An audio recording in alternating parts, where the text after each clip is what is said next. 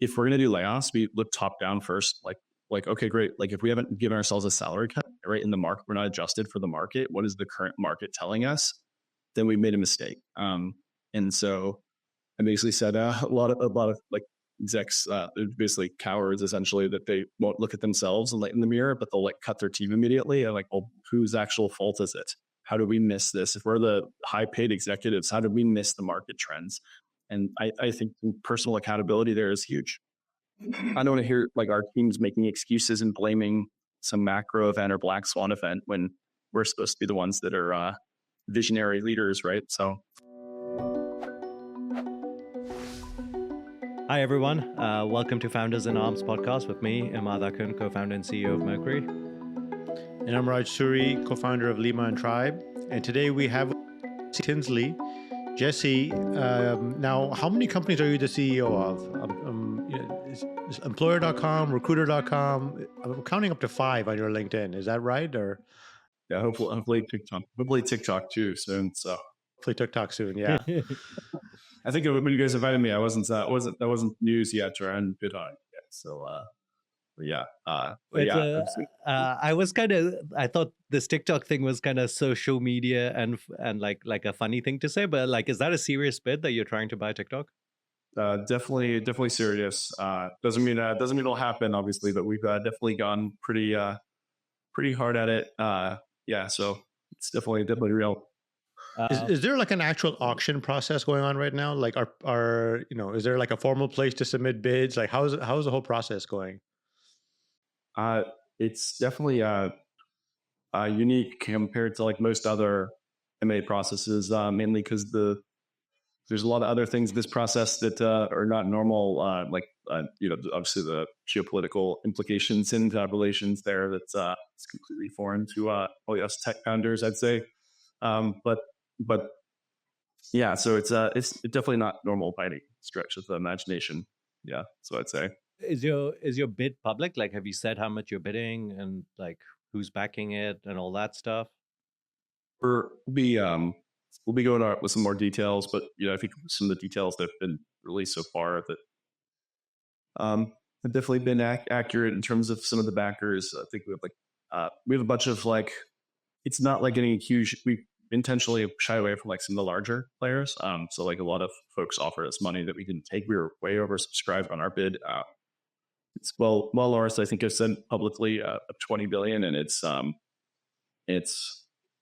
we've got a consortium of folks. It's not just like one FANG company or a bunch of FANG companies backing us.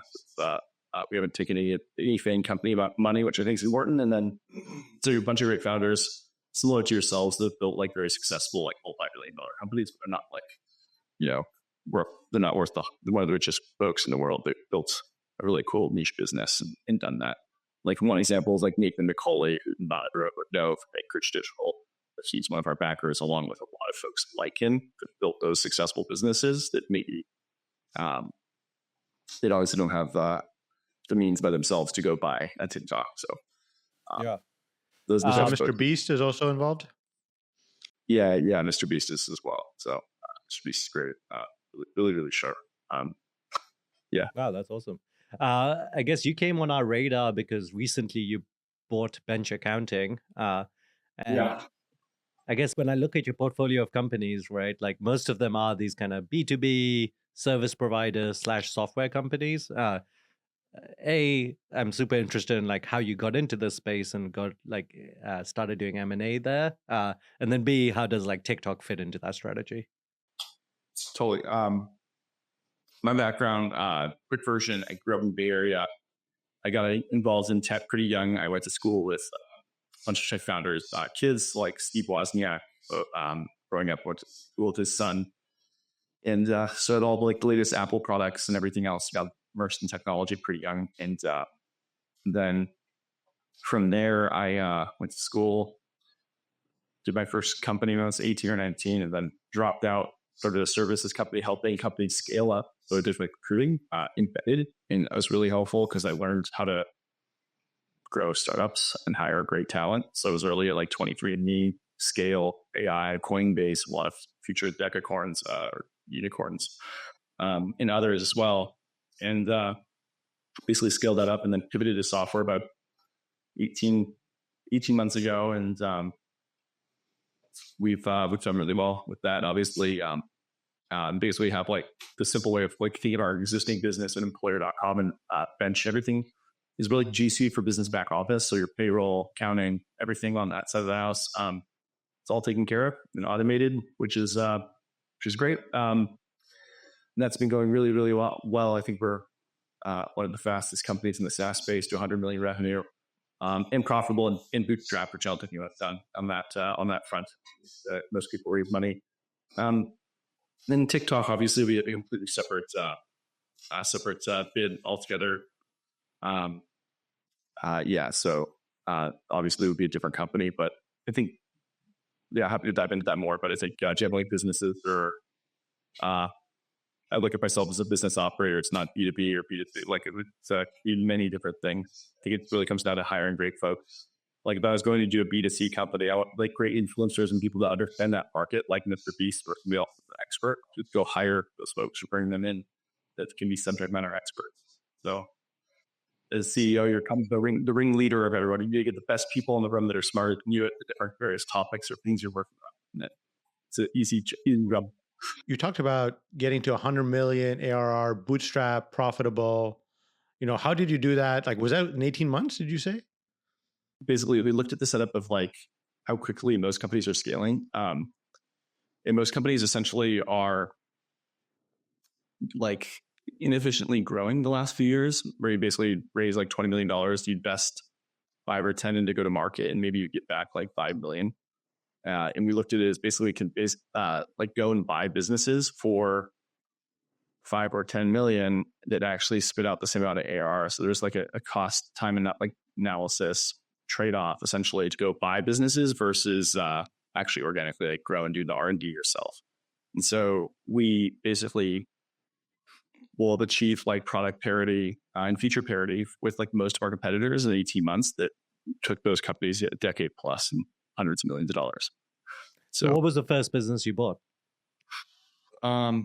We bought when we started the acquisitions like space, like I started doing acquisitions. We didn't actually like our thesis wasn't specifically software. That was like a little over 2 years ago, and it was services. We were rolling up services companies in our recruiting business, and then we realized really quickly that software was underappreciated from like a valuation perspective, and you can see that in the markets right now. You've seen it with Squarespace selling for 5x, Zora for 4x. Those are public companies taken private by private equity. More recently, in the last like 3 or 4 months, but we've been buying businesses at 1 to 3x for a long time, and that's a really, we think, a historical like underappreciated market. Of course, now that we've been talking about it, others have been doing it.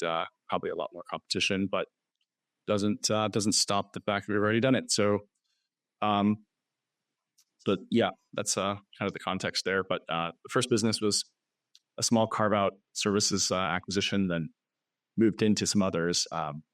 A total of 10 acquisitions in about 2 years. So smart. And are these companies often VC backed when you buy them? Like, are you buying them sometimes at like great prices? I mean, we obviously know there's been an implosion in VC funding in the last few years. So has that been a driver for you as well? Yeah, totally. So you look at like a lot of founders and like companies, basically they get to this inflection point where like between seed and Series C, we're essentially like first off, the first like dilemma for founders is like if you're raising a Series B or C, you're basically giving up board control at some point usually. And instead of taking like 30 or 40 million off the table, you're essentially investing it back into your business. So instead of you personally, you and your founders and shareholders making 30 or 40 million in cash and taking 50%, let's say your value is 80 million, right? And taking 40 million off the table and rolling 40 million equity, you're basically just investing that money back into the business. Essentially, that's how VC operates, which is funny because we operate more of like a pseudo private equity model. And so most founders end up getting, if you look at the outcomes from Series A or Series B or beyond to, liquidity, it's very few and far between. And so we've inverted that opportunity for founders is the first thing. Secondly, most founders actually can't raise a Series B or C without really bad terms right now. So they're giving up board control, or they're flat on growth over the last 2 years. But they have really great products, and maybe just doesn't fit when you don't have a full suite of products to sell. So for us, we have really high NRR because we're selling a full suite instead of one point solution.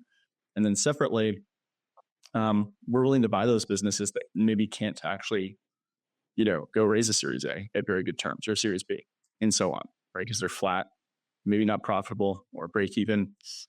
But those aren't things that hit the VC spectrum, right? And it also it's not large enough for private equity. And so we've kind of filled out like this market inefficiency, essentially, where there's businesses and tons of them that raise maybe, in some cases, $50, $100 million, and they're stuck at 10 million ARR, and there's no other option for them.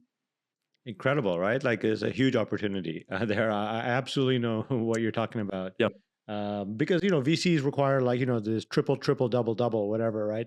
That their mantra is. And if you're growing 50%, you're still a good business, but you're not a VC backable business. And what do? As founders, you can basically do nothing. You're like you become a zombie business, and it's really hard to find any outcome at that point. And Immad, have you seen some of these businesses out there? Probably you have a lot of portfolio companies like this. Yeah, I mean, it's funny because obviously some bench is kind of in fintech, but fintech was like kind of the worst kind of set of examples of these because there was so much funding in 2021 for fintech companies, and when you raise at a super high valuation, there's such a high expectation that like the down rounds, like some people grew enough that they grew into it, and then some people were willing to take down rounds. But if you're down by 10x, it's very hard to get any VC to fund that at all. But as you say, they've built, they've spent 100 million sometimes, and they've built like a pretty sizable kind of product and customer base. And there's tons of opportunity there. There's a few people that have done this, right? Like this, but yeah, I agree. It's very rare to like do a roll up here. I guess the one that I'm reminded of is Andrew Wilkinson. He did Tiny, right? I think that's been a very successful kind of software startup roll up type thing. Yeah, Andrew Wilkinson. Funny enough, when I started rolling up businesses 2 years ago, I had no idea what Andrew had been doing. I knew of Andrew as like a design agency person, so I looked at him similarly to like how we were doing recruiting, servicing, like agency type stuff. Anyways, I didn't know about him until like maybe 6 to 9 months ago, and we actually met more recently and had a interesting conversation around our thesis on buying businesses. So I know Andrew quite well. Now we're going to meet up in the next couple of weeks up in Vancouver, I believe. So, but nonetheless, we actually don't agree on our roll-up strategy. Just so you all know, and I've talked to him about this. We're very aligned. He doesn't. So I don't want to speak for him. I'll say what I do like, because I don't want to misquote him. He is less bullish on software than I am over the next 5 or 10 years because of AI. And I feel that there's a very clear need for software, especially for folks that are less technical over the next 5 years. He thinks that valuations are like going to be permanent. I think are more or less to last. More so stuck in this 3 to 5x ARR range, and that's just not my thesis. I think your thesis is that this is temporary. Like people realize AI is useful, but it doesn't disrupt SaaS businesses, and like multiples will go up over time. I think that it definitely first. So I think it's more it's less binary than that. So what you're saying is probably Andrew I would assume agrees with. I think that AI does actually disrupt a lot of the small like SaaS businesses, again, the point solutions, things that are standalone platforms and things that have end-to-end outcomes are much harder to disrupt. And there's some obviously stickiness to that, especially for like founders. If you're just running your business, looking at an example, and you're running payroll and accounting, you don't really want to switch those functions. Even an AI can fix it for you like pretty quickly. It's not an easy thing to transition or move over. It's really sticky. It's like not an ideal outcome or best use of your time usually. So I think assuming that like that remains true, for the next 5 to 10 years, I feel pretty bullish on what we're doing. Maybe that's just specific to like, maybe not, and again, it's not binary to like software as a whole, but just software like that we're working on from our perspective. Similar to like fintech, when like Mercury is doing a lot, like you, like I think that's very sticky. Like I don't think that AI is going to disrupt that in 5 years, maybe in 10, maybe in 20, but like very unlikely in the next 5. But hard to guess what's going to happen in 10 years. Yeah, if you're not reinventing yourself in technology every 5-10 years, you're going to die anyway. So when you were buying these businesses, is there like, did you use debt or did you kind of self-fund the initial kind of set and then like switch over to kind of using profits? Yeah, good question. We used a mix of like different things. Every deal has been unique. So we actually have really low debt levels, like probably I'd say we're way under leveraged. We probably like less than 5 million in debt on everything, which is like insane, insanely low. So we've not really used any debt, so to speak. But we were pretty creative early on using earnouts, seller financing, everything else. And then once we start to grow quicker and quicker, it's a bit of a snowball, and we can use cash off our balance sheet. Plus, like we have a ton of float, similar probably to yourself, or at least conceptually. Like we can basically forecast future profits and know that like we have this much earnings, and we're prepaid for 3 months, 6 months, so on certain like products and things that we do. So I think that that creates an opportunity to go do acquisitions. It's kind of the Berkshire model. We do long-term buy and hold, and then we're sitting on float, so we can invest those future profits accordingly. Oh, that's interesting. Like people are prepaying like a SaaS contract for a year, and you have kind of like and we know how much we're going to have free cash flow because we run profitably. Like I think I posted Bench's numbers last night for the first month, and like I think it's like 15% free cash flow, just that business alone in 1 month, and like that's really really good. But like, they were unprofitable when you bought them, right? Like, so how did you turn that around so quickly? Well, I think like a lot of folks, like many. Let me just give an overarching statement, not to Bench, so that so I don't get sued. So like basically, what I'll say is like overarching with tech, what we've seen over the last few years, and I know this empirically because we hired for a bunch of tech companies, is like in 21 and 22, like salaries and everything else were super inflated. Basically, you saw like companies that were startups weren't operating like startups. You saw like a lot of big like level compensation where you see people making 250, 300K base, which is like unheard of. Even when I helped scale Coinbase, like you never pay that type of base salary. You usually be like base plus some type of bonus, obviously in RSUs and whatnot. So I think you saw a lot of froth, and like a lot of companies are just afraid to cut. And that happens. So like we'll come in and we'll actually fix it post acquisition. Or hey, like if you're an executive, you're not making 250 here ever. Like we cap all our base salaries. We're not like you might make 250 in a workaround way, but it's going to be base plus bonus plus like long-term incentives, right? So I think those days are over, and I think a lot of companies didn't adjust accordingly over the last 24 months. I think that's a really good point. Yeah. They rather deal with like acute pain all at once instead of or like slow bleed. Essentially, it's not even acute, and we just get rid of and done with it really quickly in an acute fashion. Essentially, so we tell people like, hey, like I think we moved a lot of exec comp to like 175, 200, maybe 150 some cases. And if that's not a fit, go find a job somewhere else. Like good luck. Like the market's not great for jobs, and like that's what we have to do to be profitable and move on. Like that's cool. Like my ethos on this, and I've talked about this at length, is like I'd rather have the ICs and the folks that are like leaning in, that understand startup culture and want to like go scale this. And a good point of that actually is the team we've had for the last few years. Every one of them is a multimillionaire on paper, at least from an equity standpoint. And we actually have we should have a pretty big tender offer for those folks in the next like 90 to 120 days. So it's not like it's illiquid either.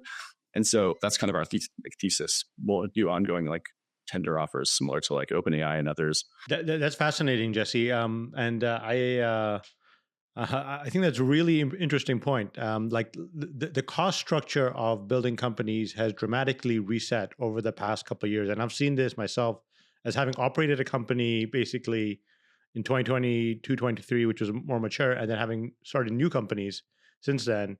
And like I can see how dramatically the cost structure is changed.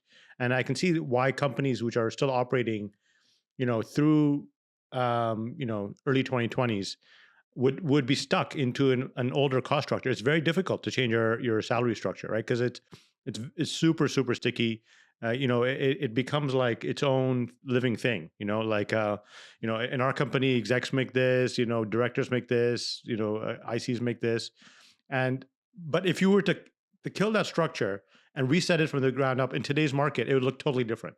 It would, yeah, and it's really a really interesting point. I don't think anyone's talking about this, because Afraid of it. They're afraid to touch it. Like no one wants, like everyone wants to cut their team or like do stuff. And I was actually posted on LinkedIn. I got a bunch of people upset that said I was just like engagement baiting, but it's actually how we operate our business. Is if we're gonna do layoffs, we look top down first.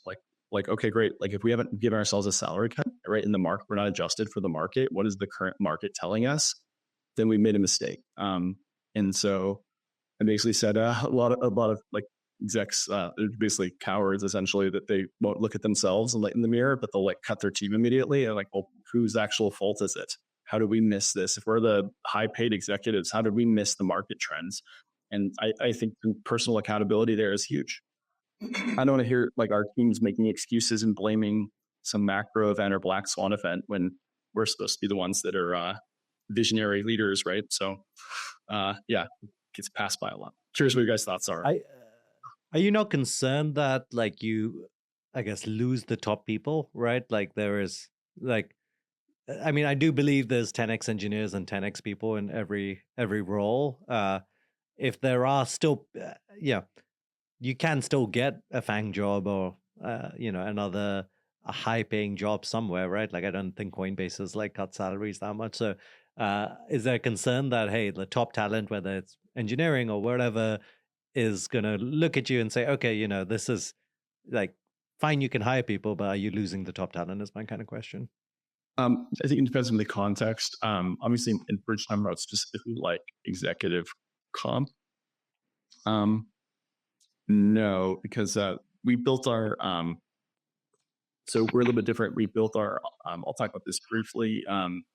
We built our operating model like designed to do M&A. So we have folks that like are my COO, co-founder, is employee number 9 at Opendoor. And then my CTO is employee like 20 at Box, Cornell Computer Science, to other startups as well. They were successful. But nonetheless, like these folks basically plug in. We operate businesses day one as like actual operators. And so we don't actually need like the underlying, like we'd love for a lot of execs to stay, and a lot of them do. We don't actually need the expertise of a lot of the executive like teams. And so we have lots of folks like that have built successful startups. They'll plug in and operate. And so we instantly basically operate these businesses day one. So folks being less concerning, they decide to opt out. But basically, like it's like the saying, like what got you here will get us to where we're trying to go. And I think that is definitely true when you basically have a lot of bloat and fat from 2022 and elsewhere. And again, not specific to bench, but I think just empirically with every single acquisition we've done and every single company we've worked with, is there is a bunch of bloat. Like, and it sucks. And just to empathize with like employees for a minute. Like I think the tough part is like obviously seeing inflation go up, and then you see like job market obviously declining, and then you have basically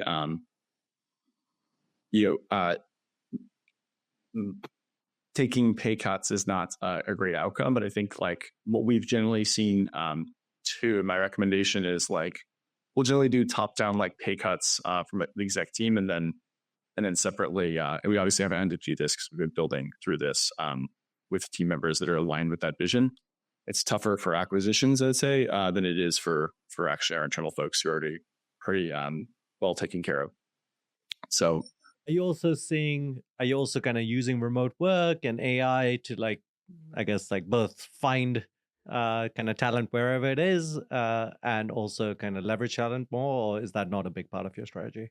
Definitely remote. Yeah, definitely remote. And yeah, I think like the talent density globally, obviously, or even across we're mostly US based, but is pretty strong compared to like hiring any specific geo. And do you think it makes sense to have certain in-office culture for different things, specifically like engineering and product? But it just depends.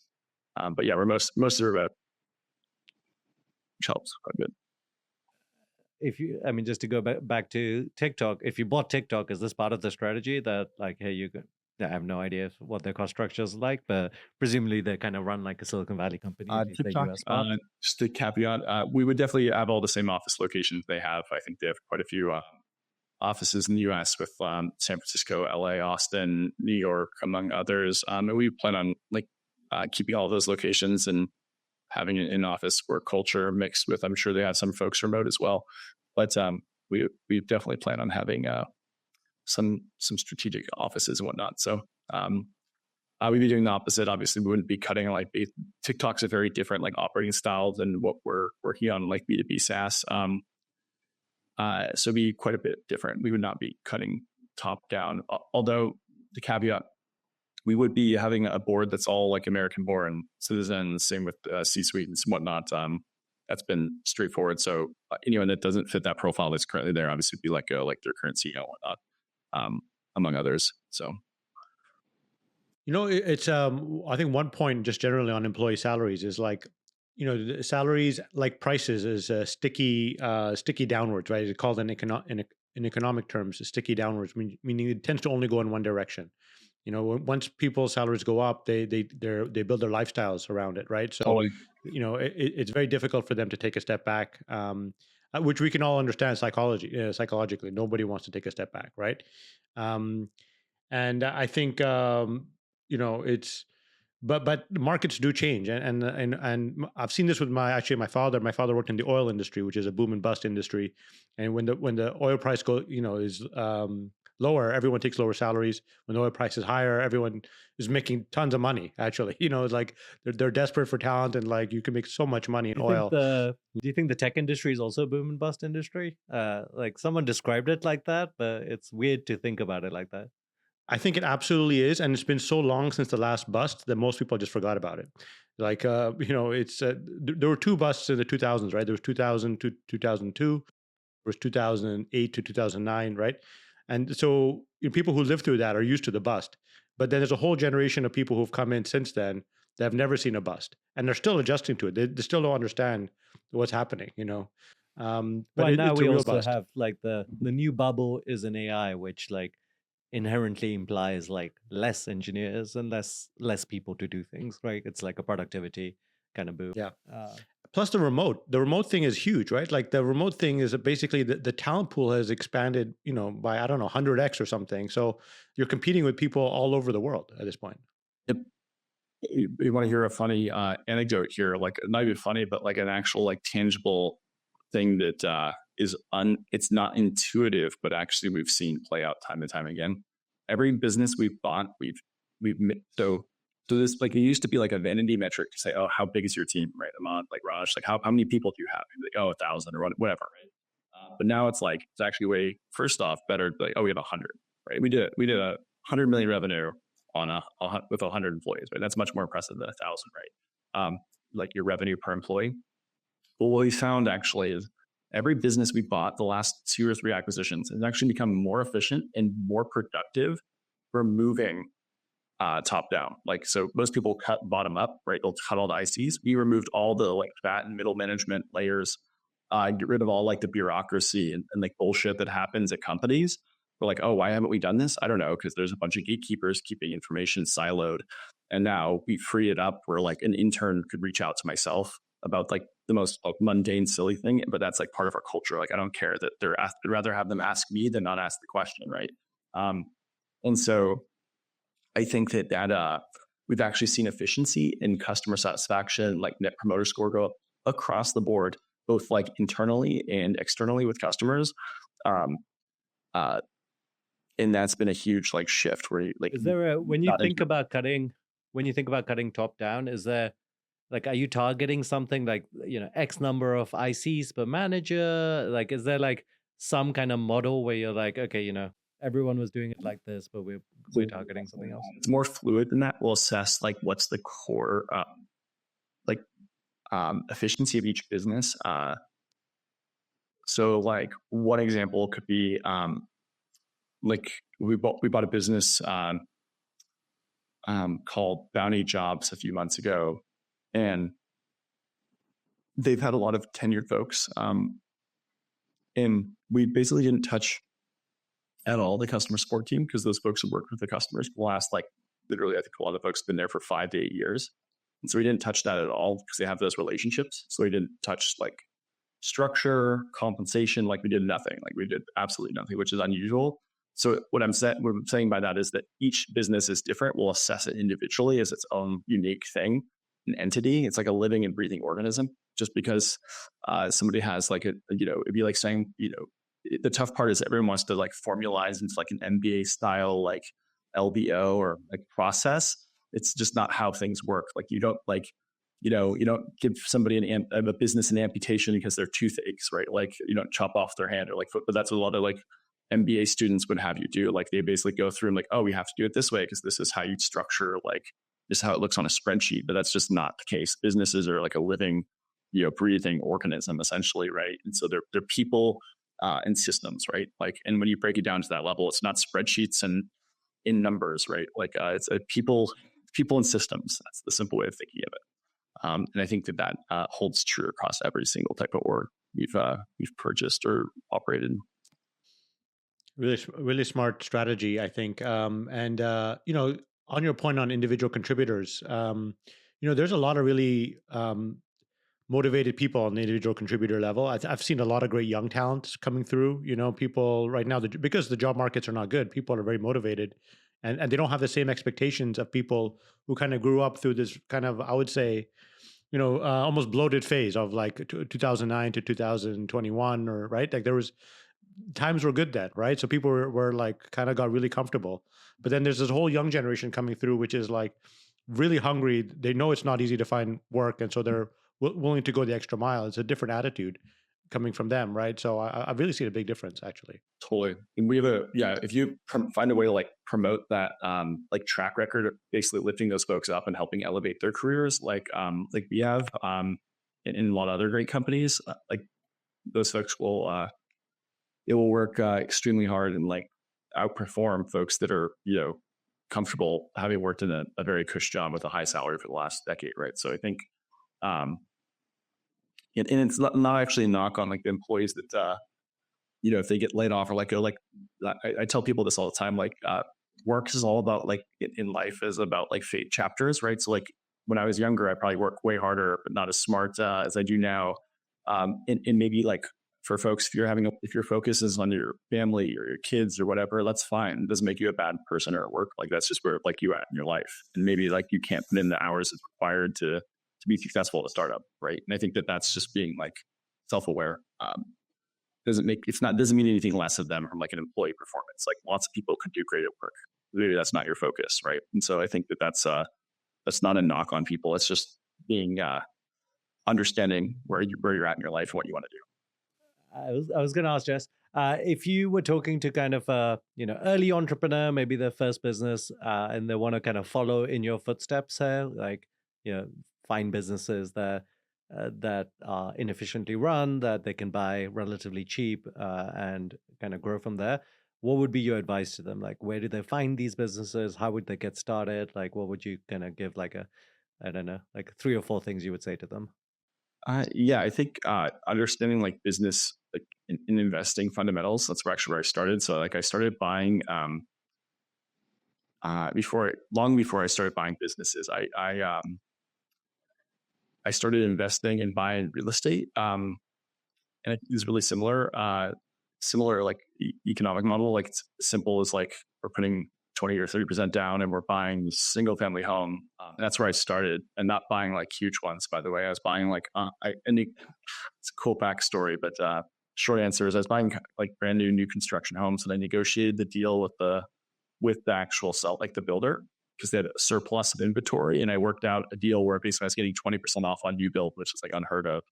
And they clear their books, right? Because builders need to clear their books every like 6 to 12 months. So if they have inventory stacking up, creates issues. So I was buying these homes at like 150, 150,000, and basically I was putting 20,000 down, right? So it's like 30K, and then they're basically like cash flowing like $800 a month or something like that. And then I sold a bunch of them a few years later with leverage. I basically made almost I sold them for 310.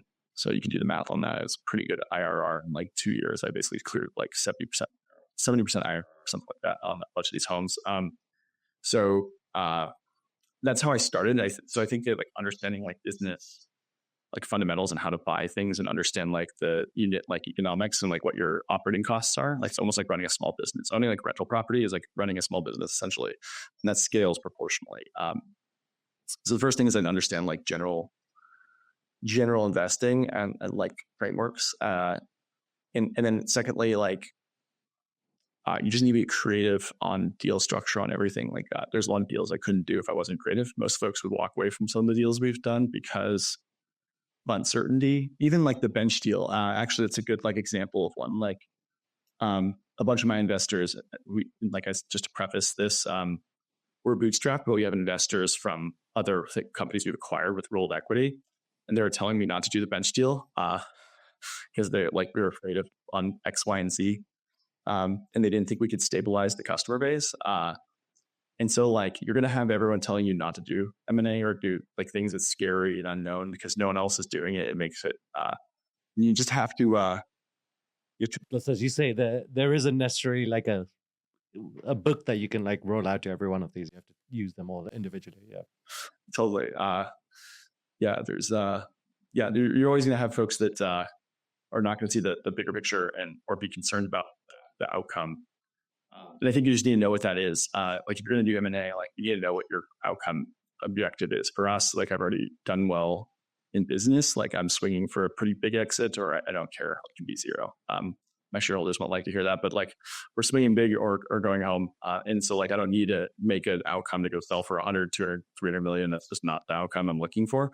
And the impact we're trying to have. So I think that aligning that goal, those would be the two things, basically understand investing frameworks and understand what you're trying to achieve.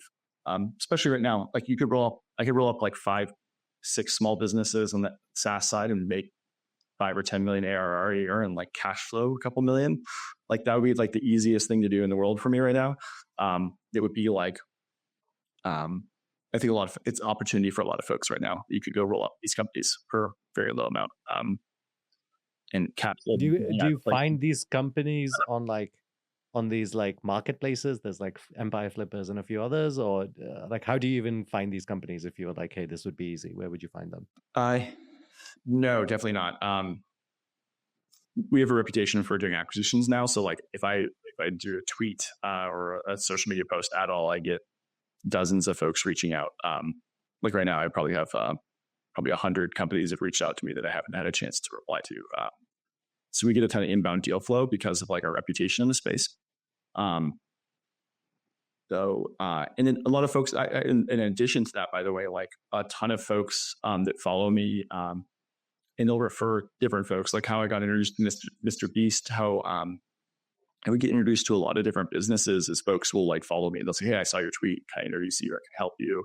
And then we're obviously pay that forward or like it continues to build that deal flow essentially, right? So it's a self-fulfilling thing at some point.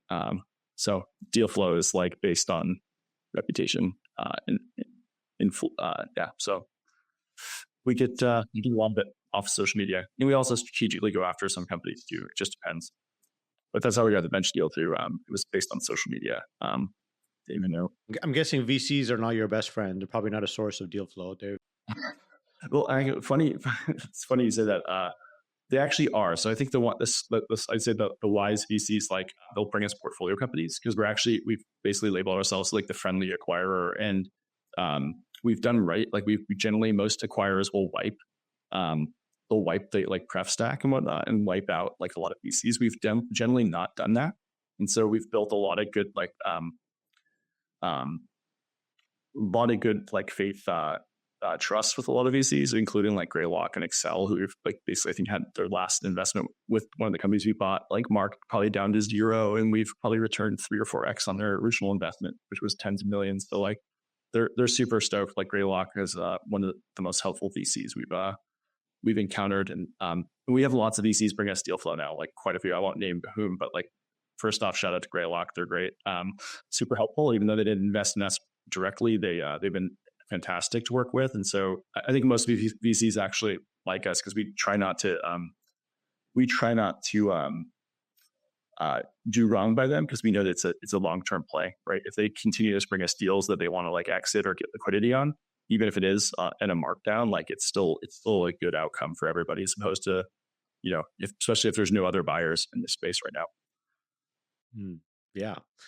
I think the point you made earlier about like how you started in business, like running real estate, like understanding finance really well. Totally. I think this is an education I wish on every tech founder. Like tech founders are really unsophisticated when it comes to this stuff. They believe in this other kind of model where it's like, yeah, you raise this pre-seed, seed, Series A, Series B. Like that's their extent of their financial knowledge. Like what's the valuation on the Series A? You're totally right. And I was, yeah. So I wish I had this education, coming out of like MIT and all these things. Like I didn't know anything about this stuff, right?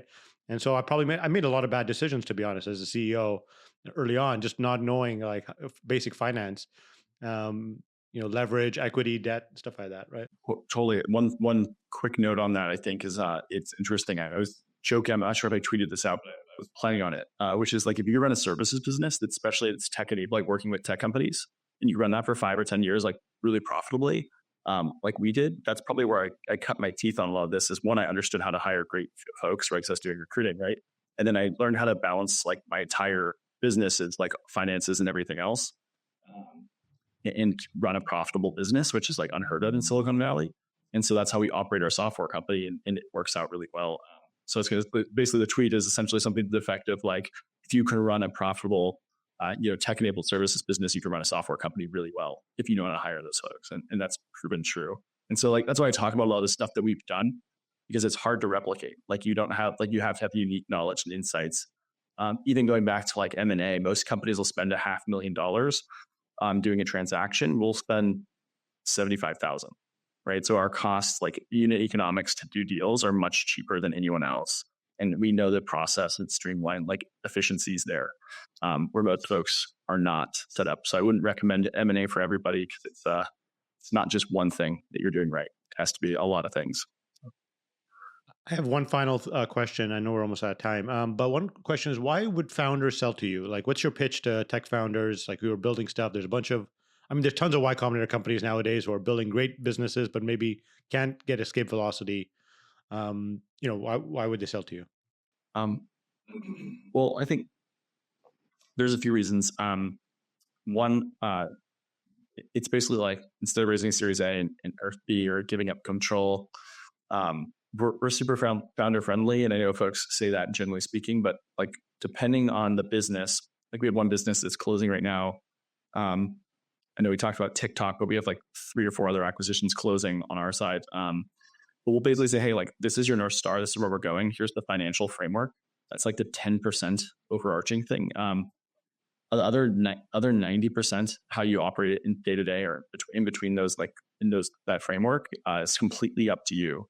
And so it's a lot more autonomous, probably even more than like VCs in some regards, because like they have like only one way of doing it. Like you have to hit like triple, double, basically, right? Or whatever a new rubric is, like plus profitability. Whereas we just have a simple framework where it's like, hey, this is where we're going. This is where we need to be aligned on from a North Star perspective. Here's the financial framing of it. Everything else, how you run your culture, product, dev schedule, sales, all of that, completely up to the founder. And so I think it's a lot more autonomous and founder friendly, because we're not like suits or folks that have MBAs that have never operated a business. You're working with other operators like myself and my co-founders who have run successful startups in the past. So I think that's probably the biggest thing. And separately, we also don't require founders to stay around. Like we don't want folks to be golden handcuffed here. So we'll pay the same amount of money if they want to leave we just need to know in advance to obviously prepare for that. So yeah. That's good. That's good. Glad to hear that. And it's often like, they've run out of VCs. Like they don't have that many options necessarily as well. Yep. Yeah, definitely not as many options for sure. Yeah. This is a great conversation. I feel like we could keep chatting, and we've only just got to the surface of everything, Jess, but maybe a quick introduction. Where can people find you if they're interested in kind of learning more and learning lessons from you? Yeah, find me on LinkedIn and Twitter, or X now, but Jesse Tinsley, simple. Jesse Tinsley, my first last name. Yeah, we'll put your handle in the show notes too. Perfect. And thanks for having me, guys. It's been a lot of fun.